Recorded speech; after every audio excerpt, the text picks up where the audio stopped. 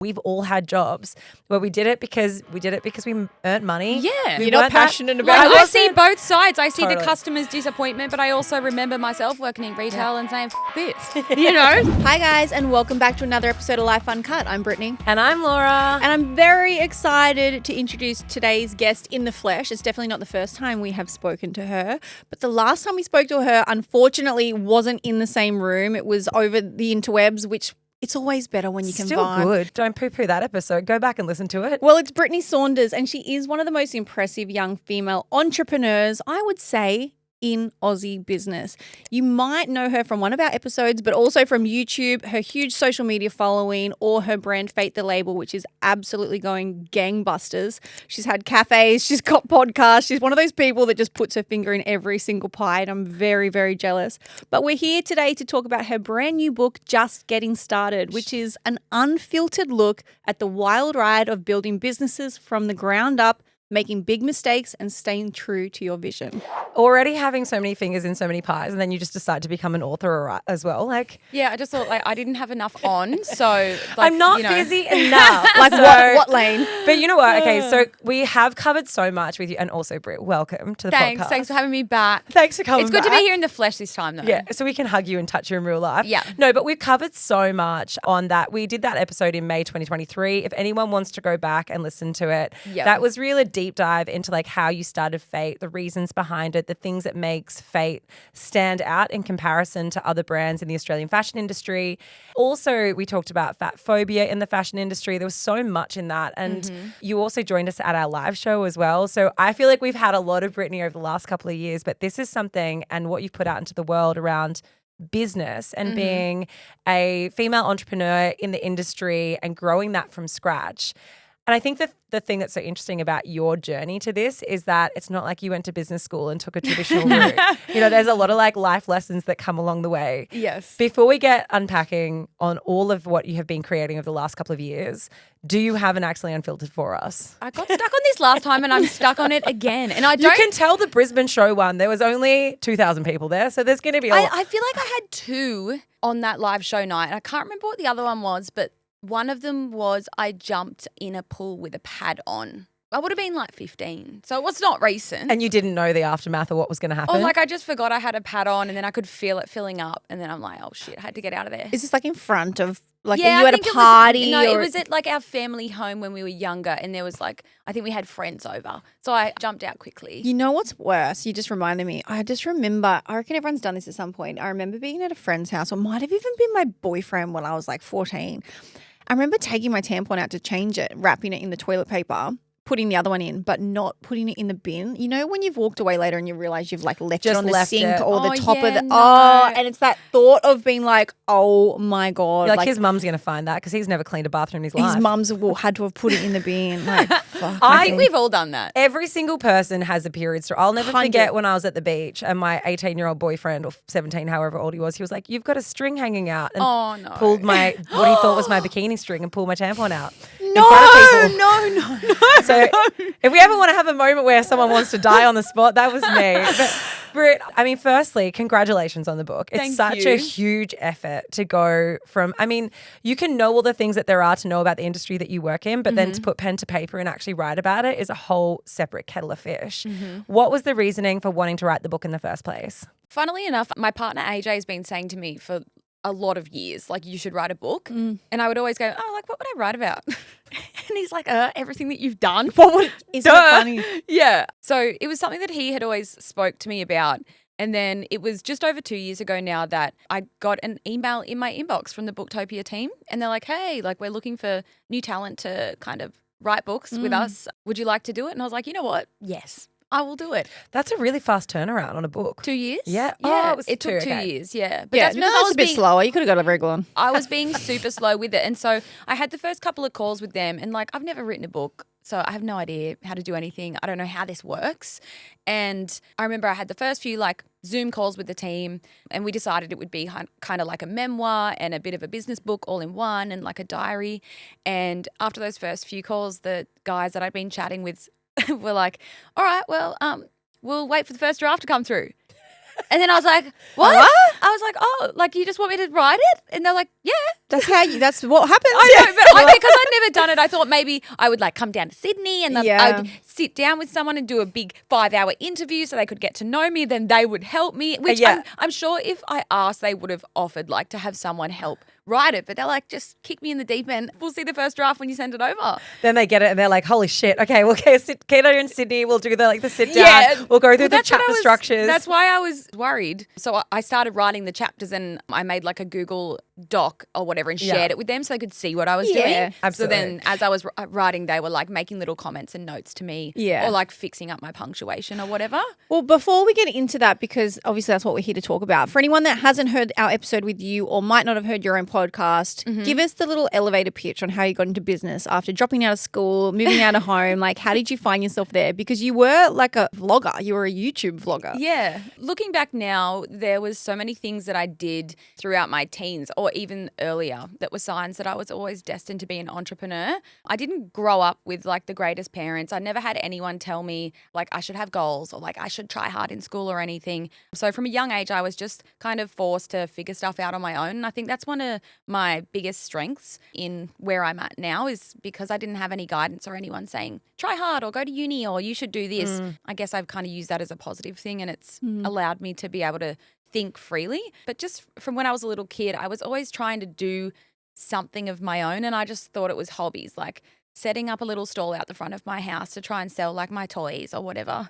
I don't think kids do that anymore, by the way. I think now there's a lot of like stranger dangerous, danger. yeah. But I was that person. I did lemonade. I did lemonade and cookies, but they were just. That. I just bought them from the store and upsold them. Nice. I think what I did after Easter one time, selling all my leftover chocolate. Yeah, brilliant. So, waste not, want not. Yeah, and so there was lots of little things like that I did, and then obviously I discovered YouTube when I was in high school, which I feel like everyone knows by now. Maybe some people who have discovered me more recently, but I discovered YouTube in high school, and I thought that looks great. I want to give that a go. And so I started making YouTube videos in high school, just sitting in my room at home by myself, talking to myself.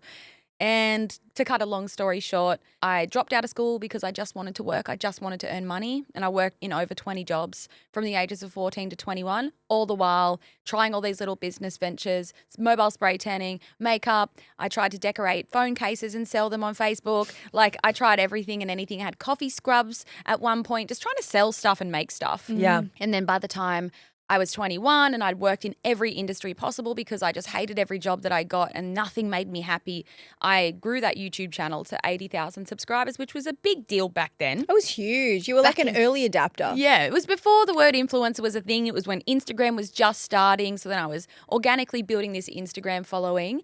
And then I threw in my full-time job at the age of 21 and thought, I'm going to make this YouTube thing my job. Yeah. And I haven't looked back. It's interesting because I think the thing about what sets you apart in business is that there's people who run small businesses, right? Like that's like a thing that a lot of women are getting into creating small businesses. Yes. There's a very big difference between being someone who works in small business or works in medium-sized business on one specific thing versus someone who has an entrepreneurial spirit, who can like apply the same methods of business but roll it out on a cafe or roll it out on Fate the Label or roll it out on their social media. And that's the thing about, it's interesting to sort of say, oh, like you started off as an influencer, but doing it well, that's already a business. Like that has to be approached with the same sort of mechanics of consistency and how you're going to structure your content, how you're going to like put a schedule together, like all of those things that kind of just seem like, oh, someone just gets a phone and does it. Yeah. I don't think you could, correct me if I'm wrong, I don't think we can call you a small business owner anymore, no, can not we? at Because all. you're far beyond a small business owner. Yeah, it was small once upon a time. And I talk about that a lot on my podcast because I was there at one stage. But yeah, now it's a big business. Yeah, it's big. It really is. But really, I think that the rules apply in terms of like how you've managed to replicate this over so many different types of businesses. Yes. And I learned it all. Well, I learned a lot of it from starting that YouTube channel, like the discipline and the consistency of posting. Like then, yeah, I've applied that in my businesses. And I think that has been one of my biggest strengths in building Fate to where it is today is just those skills that I learned from building that YouTube channel, because the YouTube channel eventually got to 1 million subscribers when I was 24. And then it was around then that I launched Fate. And I obviously had just learned, you know, how to build an audience online. So then I could like take that and then build out our Fate social media using those same skills that YouTube taught me. How do you figure out, because I think the big thing when people make that transition, how do you figure out the things that you want to keep that are your jobs to do, like the hats that you're going to wear and the things that you're going to give away to other people so that you can work on your business rather than working in your business? Oh, it's one of the hardest things to do. And I think all business owners will go through that period if their business is growing and they don't know what to hold on to and what to let go. And also, like, you can become quite controlling in business as well and not want to let go. And I remember maybe 4 years ago, I was finding myself in that sort of situation where Fate was going from this little thing where I was very hands-on to me recognizing that I needed to hire more people and then teach them how to do all these things that I once loved doing. Because when I started Fate, I was doing everything myself. Totally. Packing the orders, doing the emails, doing the returns, I taught myself how to do e-com photography. I'd message friends of friends, say, can your sister come model for me? And then I'd shoot. Like, you do everything. And when you're young and it's your kind of first proper business, it is hard to get to that stage where, okay, maybe I don't need to be doing the customer service emails anymore, even though you like hold on to it for some reason.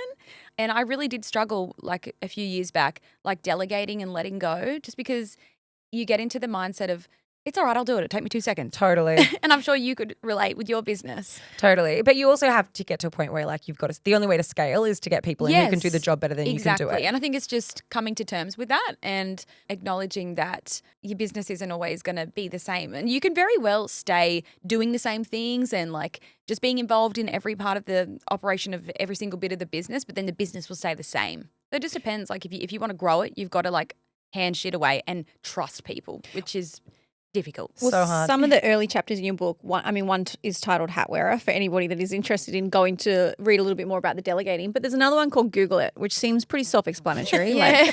And do you want to know something funny too? As I wrote the book and was doing all the chapters, and I did them like all out of order as well. Like I would just go, I want to do a chapter about this. And so I'd write it and then I'd decide later where in the book it was going to go. Like I didn't write the book in order. So if it seems out of order, that's why. That's why.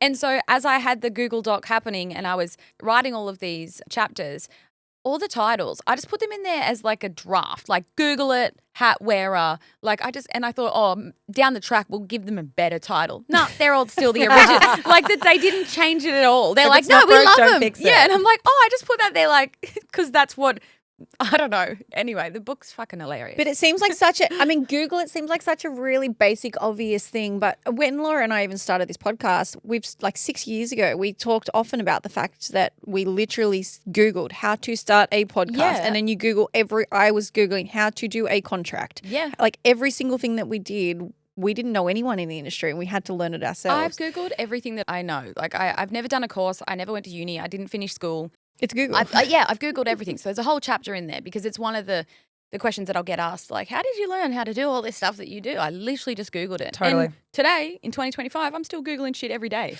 Do you use any consultancy? Like, do you have now, with the size of the business of where it is, do you have any sort of consultancy programs that you use for your staff, or is everything kind of run by top down? Yeah, everything's run top down. And like we have a lot of programs now that we use and like internal HR programs and everything, but we're still like just figuring this shit out as we go, if I'm being honest. We're making shit up every day. And I always go, we're just girls. Like we're just figuring this out. We're just girls. One thing I think is interesting that you do speak about is like not putting your own name in your business name. Mm-hmm. And that is interesting because you have a name that people know. You have a huge following that people can associate a name with. Yep. Why do you think it's so important not to have your name in your business name? I think obviously there's some super successful businesses and brands out there that have the founder's name in it when you think, or the Charlotte Tilburys and like all those big brands. But when I was starting Fate, I was like... Lorna Jane. Yeah, like I was 23 or something when this idea came about. And I just straight away thought, I don't want it to be called Brittney Saunders the label.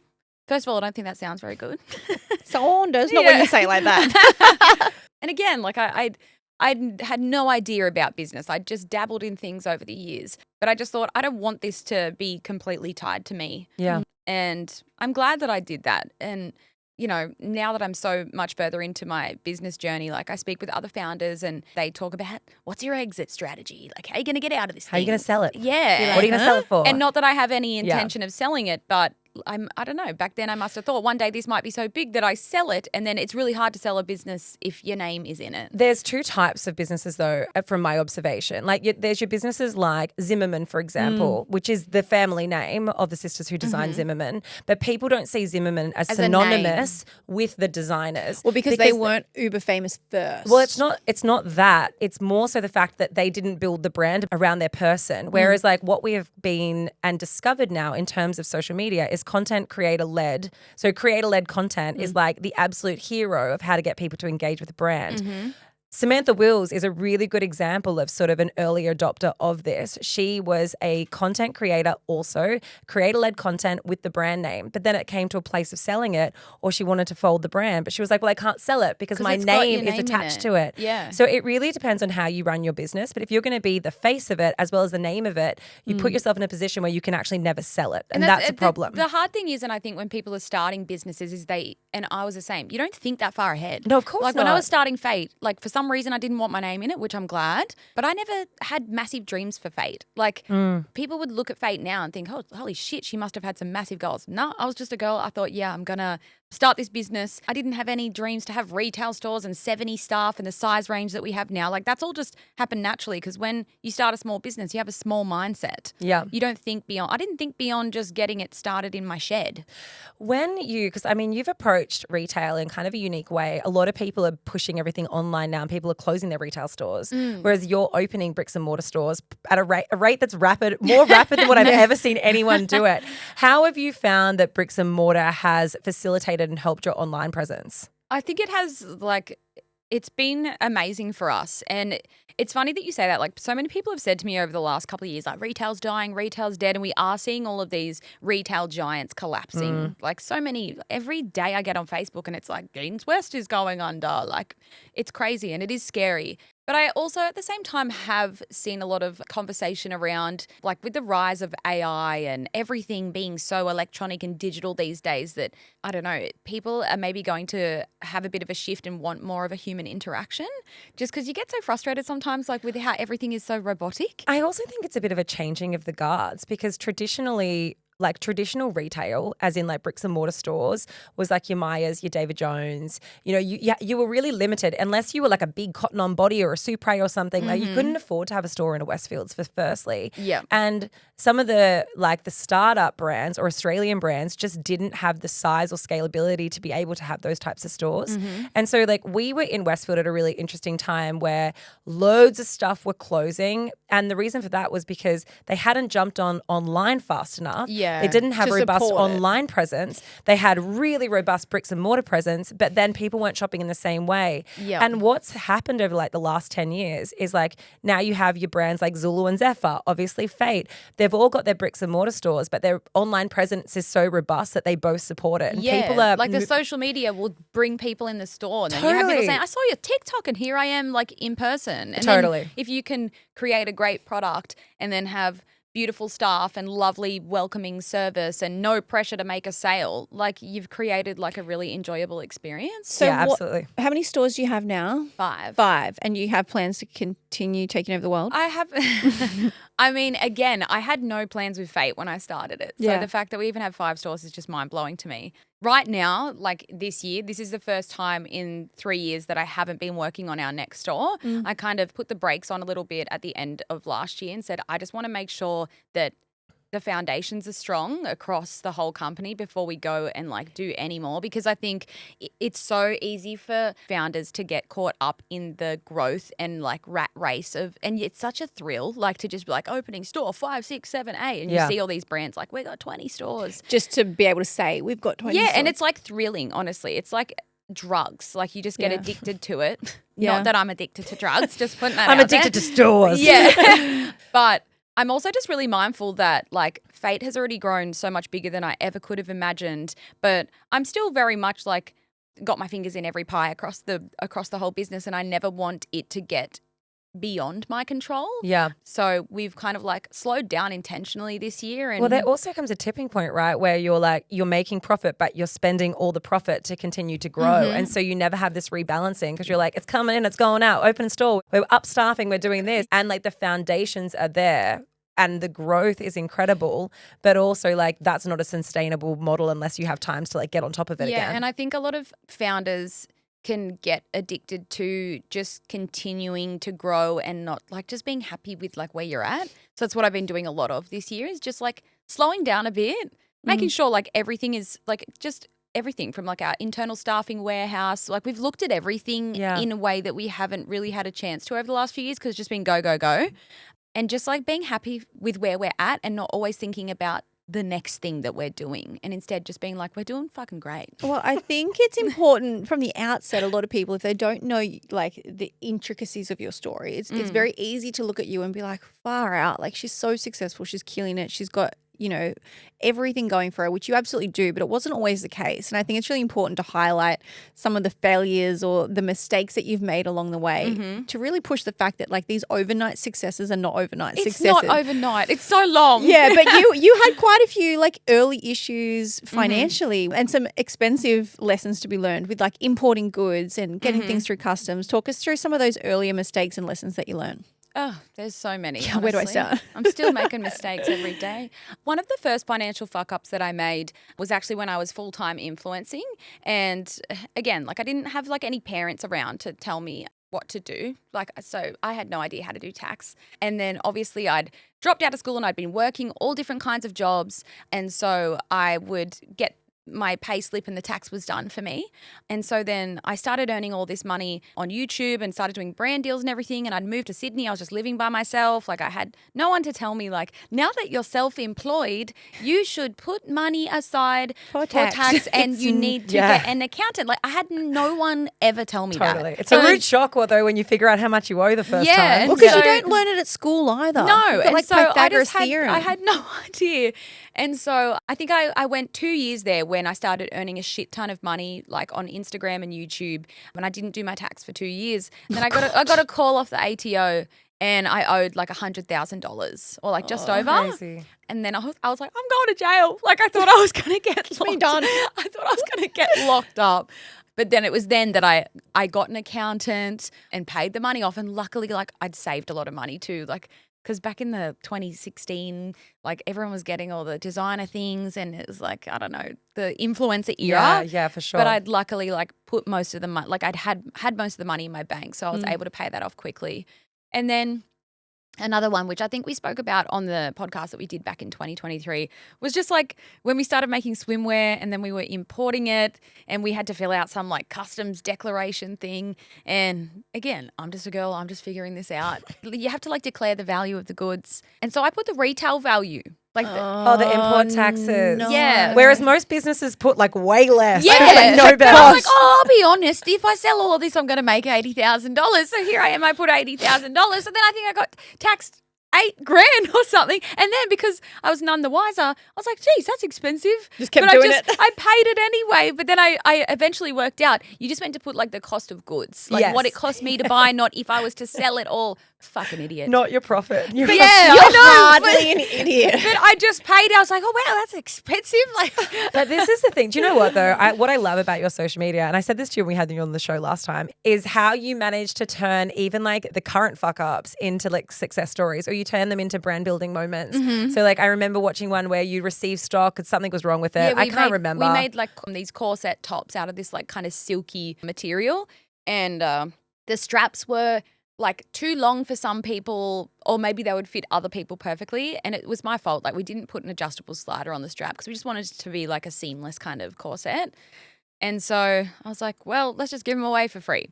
And so we just made a video like we do in the warehouse. I just said, look, we've got these corsets in 4 different colors and we're just placing them in orders randomly this week. And I just made a little, I guess, educational video to be like, sometimes you fuck stuff up in business.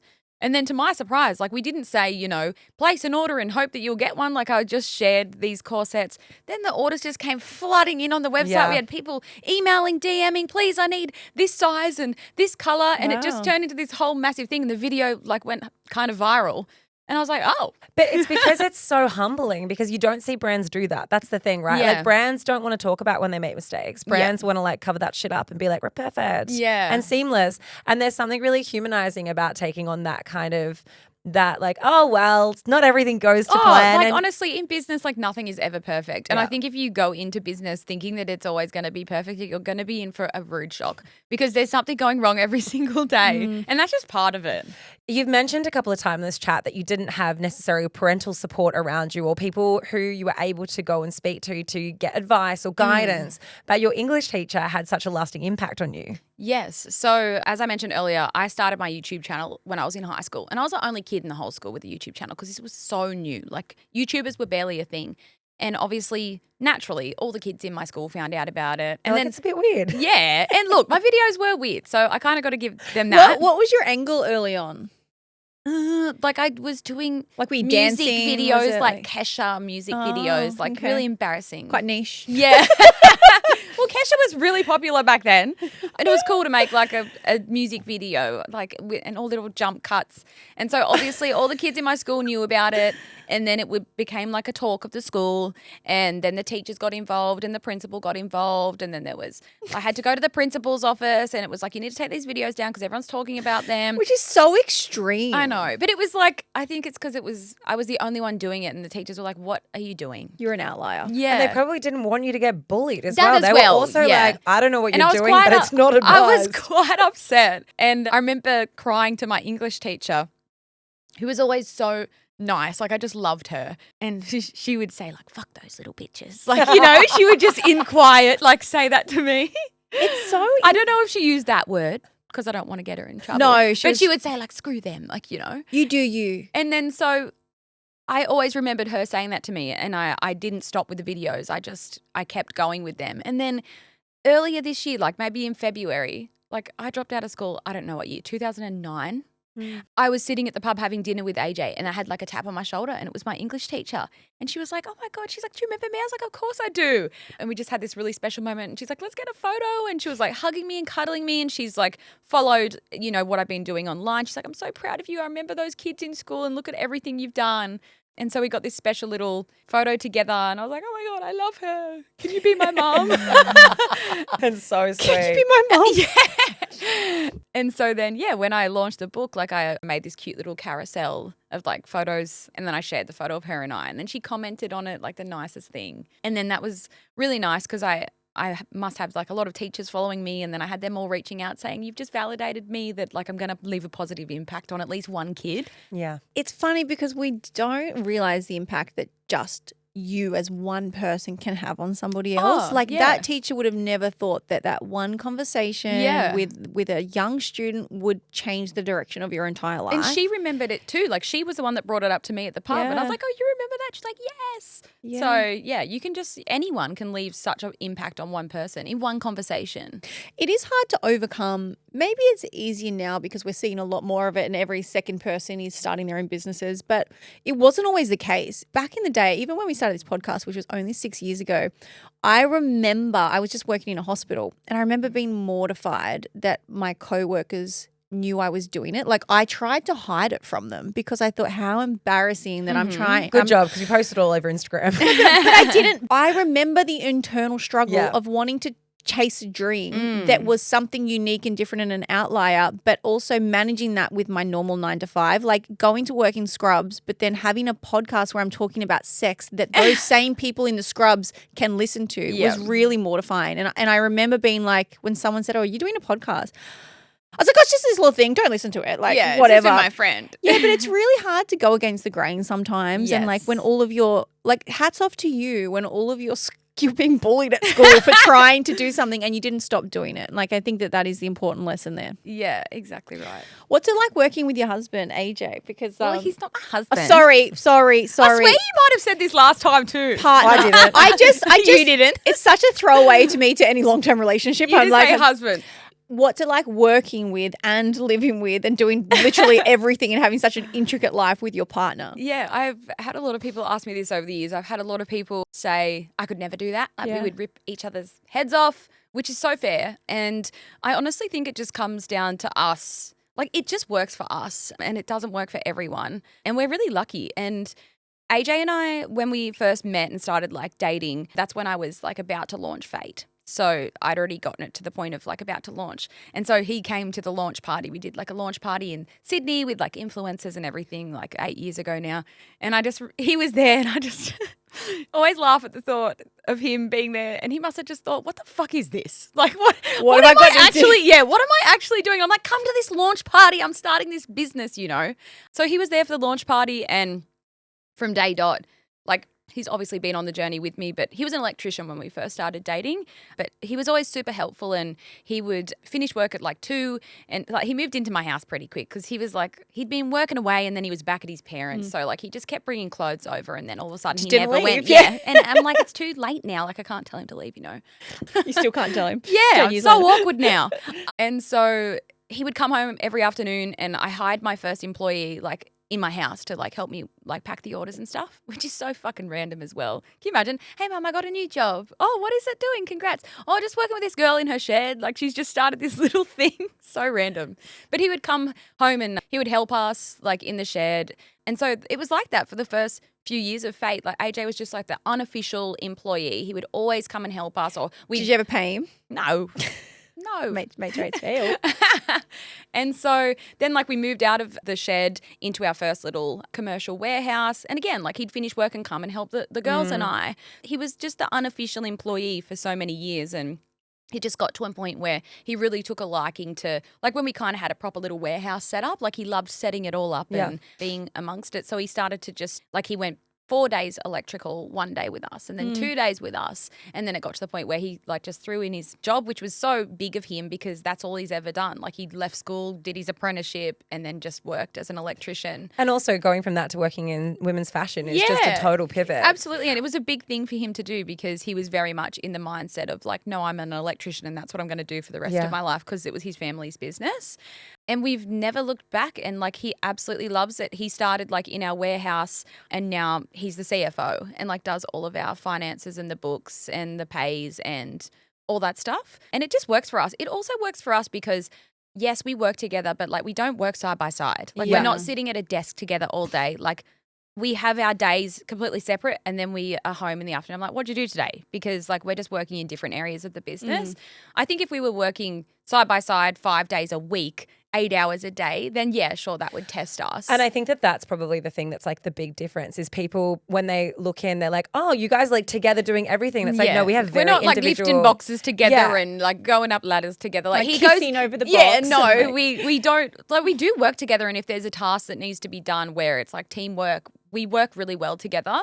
But we're not working like with our hands in each other's pockets. Yeah, and there's also like a sense of like, I know you can do your job and so I don't have to micromanage you to do it. So therefore you go do that. Yeah. I'll do this and then we can come together and it's crazy. We always say this, like AJ is just, he does all of our finances, but he also does the warehouse and he does all the maintenance, like he does everything. And it's so funny that this business that I started so long ago, really selfishly for myself, is now so beyond that. And like we couldn't do it without AJ now. Like I've always said, God forbid, if something was to happen to AJ and I, he's got to stay in Fate somehow because like we literally couldn't do it without AJ. Like if he was to walk out of my life, which he never will because I'm so good. Because I pay his bills. Yeah.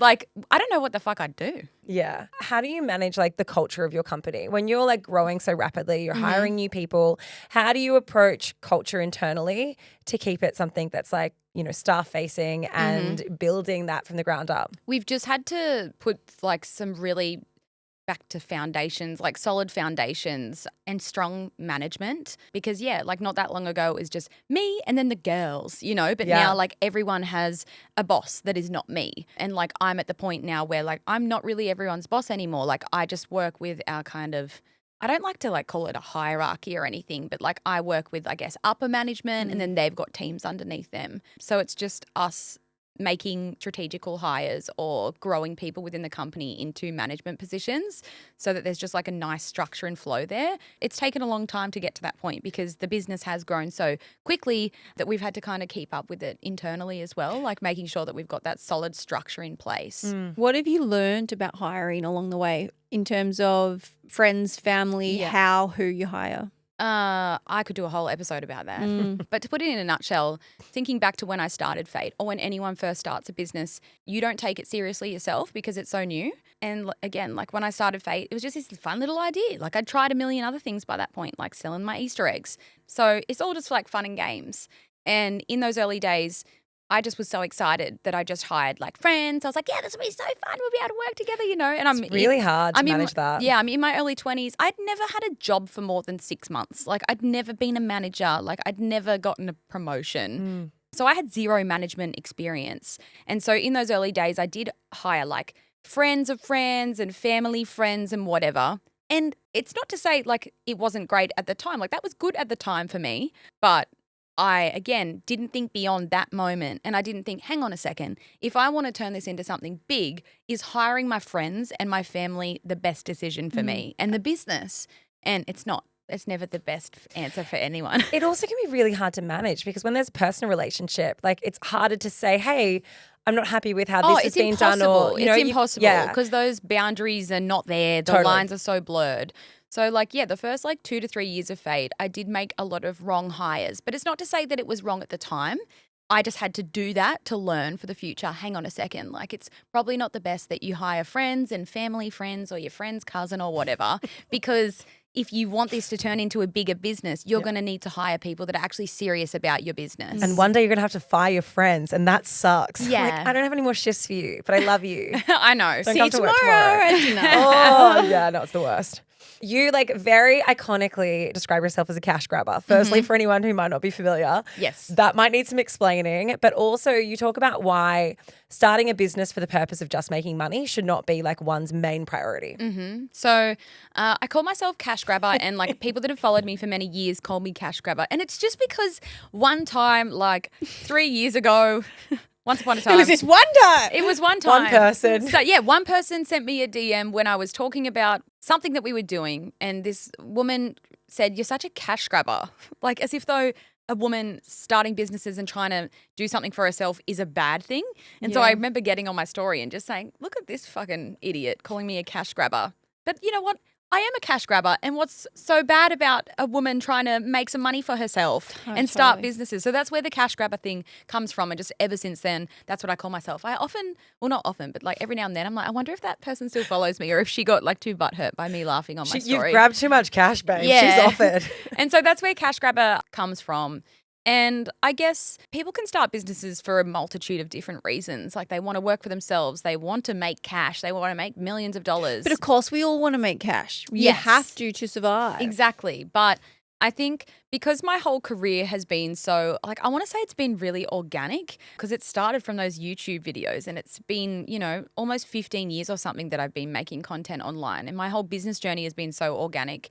The money side of it was never my motivator. And I think that's why I've been able to get to where I am, because I don't know, I've just enjoyed every step of the way. And I think if someone wants to start a business, and I think it's especially hard in 2025, like seeing how many businesses there are now. And like when I started, there was no such thing as like a business on Instagram. Yeah. So I just did it out of like passion for wanting to do something of my own. And I think if money is your number one motivator, by all means, like go for gold. Like if your dream is to be a millionaire, a billionaire, go for gold. But I think people can have that as their goal and not understand like the work that it's going to take to get to that point and maybe be disappointed. And I just think it would be hard if money was the number one motivator because, you know, what if you go into a low period? What if you're not making sales? Then you're feeling shit about yourself when there's like so much more to business than just making money. It's so interesting. I can't remember this guy's name, but he's no one famous, but he was just a businessman that he had a startup over in like San Fran. Mm-hmm. It was acquired for hundreds of millions of dollars. Mm-hmm. And he did a post saying, you know, like, this is how much I made. I never have to work again. My friends don't have to work again. My family doesn't have to work again. He's like, I've never been more unhappy.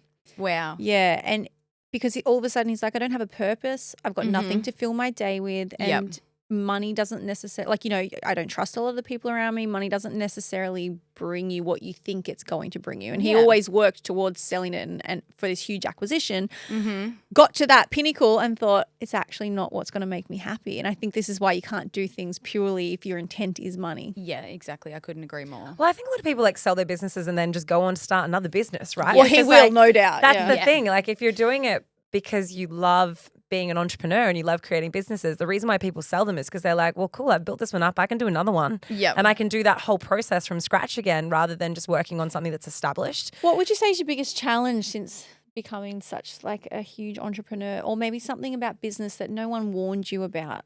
I would say the hardest part for me, and probably a lot of other founders would agree, it's the staffing side of business because again, like you start a business, especially if it's like a small business where it's just you and maybe like one person that's coming in like 2 days a week to help in the shed. And I have no previous management experience, obviously, and never worked a job for like more than 6 months. And I would say the biggest challenges that I've faced now and throughout the entirety of Fate has just been like the people and culture side of the business, just dealing with, you know, so many different people, and like we've got a team of 70 now. So just like, can you just imagine like having a room of 70 people that you're with every day and like ensuring that all of them are like 100% happy 100% of the time? It's absolutely impossible. And people will just test you beyond belief. And it's hard because business isn't personal, but it feels personal when it's your business. Yeah. But it's not. Like it's so weird. But just that constant feeling of like, someone always having an issue with something and trying to problem solve and maybe never being able to make everyone happy and then being hard on yourself for that and beating yourself up over it when at the end of the day, like that's just life. We're never going to be able to make people happy in life in general, and you're never going to be able to make people 100% happy 100% of the time in business. And that's definitely where I've faced most of my challenges. And I'll take any other challenge any day. Logistics, shipping, stuff going missing, massive tax bills or whatever. But the people of the business, like they're everything in your business and you need them to run the business. But that's also where I think most of the challenges in business are. I think as well, like retail, I mean, there's other industries that are the same. Retail can be a particularly tricky one because a lot of your core staff, especially when you have bricks and mortar stores, are staff that are working in store, and that's not necessarily their passion. They're doing it because they're at university. And that's the hard thing as well. It's like, this is my passion. And like, I can give examples. Like, obviously, I'm super passionate about Fate and everything we do. So then I make a massive song and dance online saying, these are our stores. This is our grand opening, blah, blah, blah. And then like the store opening happens and you've got this store. You're then putting so much trust in those staff to have the enthusiasm. Yeah. But accepting and understanding that that's just a retail job for them. Totally. And being okay with that and knowing that like it's not their responsibility to have that same enthusiasm as you do. And then, you know, we've had numerous times over the years, people going into store, and again, back to having that like online brand, people are walking into our stores with an idea in their mind of exactly how this is going to pan out for them. And then if that person working one day is like having an off day, or they're feeling like shit, or they're hungover or whatever, because we're just human at the end of the day, if they don't give that person the service that they thought or the experience they thought, then that falls back on me. Totally. And it's, you said that your store experience was amazing. And you're like, she's 21 I and know. she went out on the weekend. Yes. Break. No, it's so really true. difficult. But it's a really hard thing to manage because you can then err into the territory of micromanaging it. But at the same time, like we've all had jobs where we did it because we earned money. Yeah. You're not passionate about like, it. I see both sides. I see the Totally. customer's disappointment, but I also remember myself working in retail and saying, fuck this. You know? So I worked in a nightclub that I wasn't enthusiastic about. I was like, fucking take a drink and go. I know. It's so difficult. And that's the scary thing with opening more and Yeah. more physical stores, is that just physical side. You're opening the doors to people actually coming into your business in person. Yeah. Whereas that's where your online is more safe. How do you manage like people and like not just staffing, but like everyone wanting a piece of you because you're so entrenched in your brand? Like Fate is Brittney, even though the names are different, like you, and especially that's because of kind of the way it's been set up across social media. Yeah. But I would dare say that because of that setup, your staff probably all feel a connection to you or an excitement, or like hiring, they're like, I know Brittney and I want to work for her. But also so do customers. Like, how do you manage your time when there's probably 1,000 people who all want a little bit of Brittney? Again, I think it comes back to our workplace structure. Like, for example, with our stores, like I'm not involved in their operations. There's someone that is like, that oversees all the stores so that I'm not. And again, when we first opened like our first and second and third store, I was doing that wrong. I was in the group chats. I was worrying about their rosters. I was so involved. I was texting them all, and I learned, maybe after store 2 or 3, hang on a second, I don't need to be in the work group chats. I don't need to be looking at their shifts, just because I was just opening myself up to like so many people contacting me at all times. For sure. And again, you have to delegate and have that person doing that. Otherwise, you're just going to burn yourself into the ground worrying about who's doing the lunch cover at Miranda today because so-and-so called in sick. And someone's going to figure it out. As the CEO, I can't be worrying about that kind of stuff because I need to work on like moving the business forward. Well, when you do have your own business, and I even think of this from the perspective of Life Uncut, but when you have your own business, you don't ever turn off, right? Your brain is always thinking about it. And we are unique in our very small business because we will talk to each other at midnight sometimes or 6 a.m. or whatever. We don't have boundaries. But what Keisha's I wish we did. We need them. But we're also friends, so we get away with it. But what do you and AJ, your partner, put in place to protect your relationship in a way? Because you are both in the same business. It is both. It's like you're both working towards the same goals. Yes. I imagine it's very hard when you come home in a relationship to not want to continue talking about work and not prioritize work. Do you have any rules where it's like, hey, no work, no phone from 7 to 9, we're going to talk, we're going to have a date night? What do you guys do? We definitely say that to one another. We go out for dinner and we say we're not talking about work. Or AJ's started to become like more involved a little bit with like more meetings at work that happen so that I'm not having to go home and tell him what's happened. So I've like started bringing him more into my role and the people that I kind of oversee so that it's not like I'm doing all these meetings in the day and then I go home and have to repeat it all to him, which we've only just recently kind of started doing, and I think that's going to be really helpful. But also, like, most of the time the stuff that we're talking about is like pretty exciting, or we're like thinking of the next big thing that we're going to do. So when we go out for dinner, if the topic is work, like we're never really talking about negative things. We're talking about like exciting stuff or ideas. You're on the same page, so which it's okay. we don't mind, yeah. But if sometimes at night he'll like pull out his laptop and then start going, so-and-so hasn't done their timesheet. I'm like, put your fucking laptop away and I'll sort it out in the morning. April has not put her timesheet in. And every Friday afternoon, they're like, timesheets. Like, so AJ doesn't go, what the fuck? Because he does the pays. Yeah. So he doesn't have to be chasing everyone. You wrote a really beautiful chapter towards the end of the book about what it is that you're proud of, like throughout this journey. And that is like, I mean, we can always talk about like stopping and smelling the roses and actually having this time to reflect. But what was it that you learned in doing that process and actually taking time to be like, okay, these are the things that I'm really proud of myself for achieving? I think overall, like writing this book, and it reads like a diary. Like if you read it, and I've been saying to everyone, it's a really easy read as well. Like when I wrote this book, I didn't try to sound like a polished author or use like fancy vocabulary or, wording. It's just very much written in my own words. And I think one of the coolest things to come out of doing this book was just actually writing everything down and writing out my life story and all the things that I've done, because it allowed me to like stop and reflect on everything that I've achieved. Because like I mentioned earlier, it's such a rat race being in business, and you can just get obsessed with the growth and always wanting to achieve more.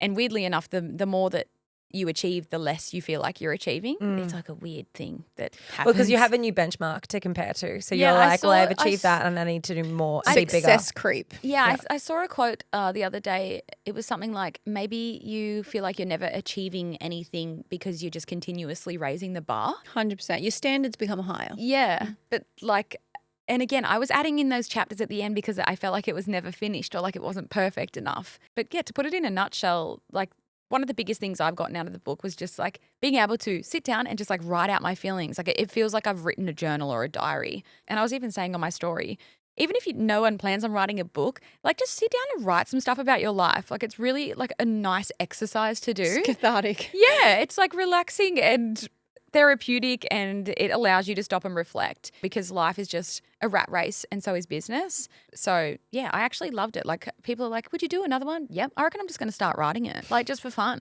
Like no one's asked if I want to do a second one, but I'll just write it and give it to do it someone. Someone will take it. Start your own publishing firm. Because it was just like actually so enjoyable, even though throughout it I would stop for 2 months and then I'd get an email from Booktopia being like, hey Britt, how's it going?